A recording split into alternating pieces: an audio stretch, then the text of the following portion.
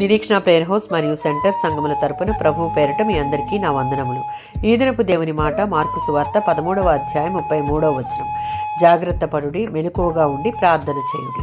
మత్తయి సువార్త 24వ అధ్యాయం 42వ వచనం.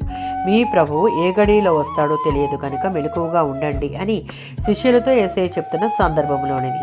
మెలకువగా ఉండండి, సిద్ధంగా ఉండండి అని చెప్తున్నాడు. ఆయన రాకడకు సంబంధించి ఆయన శిష్యులు పాటించవలసిన 2 విధులు ఇవి. ఆయన రాకడ సమయం మనకు ఖచ్చితంగా తెలియదు కాబట్టి మనం కనిపెట్టుకుని ఆధ్యాత్మికంగా సిద్ధపడి మెలకువ కలిగి ఉండాలి. మత్తయి సువార్త 25వ అధ్యాయం 10-13 వచనాలలో తాను వస్తానని చెప్పినట్లుగానే యేసు ప్రభువు మరలా వస్తాడు. అప్పుడు ఆయన కొరకు మెలకువ కలిగి ఎదురు చూస్తూ సిద్ధపడిన వారికి ప్రకటన 19:9లో ఉన్నట్లుగా గొప్ప విందు ఉంటుంది. సత్యాన్ని విని కూడా దానికి లోబడిన వారు అందులో ప్రవేశించకుండా వెనుదిరగవలసి వస్తుంది. కనుక సమయం ఉండగానే ఆత్మీయంగా సిద్ధపాటు కలిగి ఈ వచనాలలో ఉన్న బుద్ధిగల కన్యకల ఉపమానం ద్వారా మనం దేవుని రాకడ కొరకు మెలకువగా ఉండాలి అని నేర్చుకోవాలి. క్రైస్తవులను సిద్ధంగా ఉంచేది హృదయంలోని దేవుని ఆత్మ.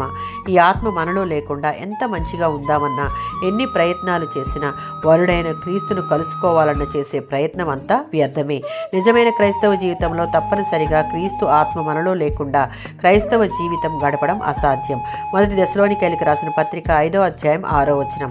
మనం దేవుని ఉగ్రత నుండి తప్పించుకొనుటకు ఆధ్యాత్మిక మెలకువ కలిగి నైతికంగా జాగ్రత్తగా ఉంటూ విశ్వాసం, ప్రేమ, నిరీక్షణలలో నిలిచి ఉండాలి.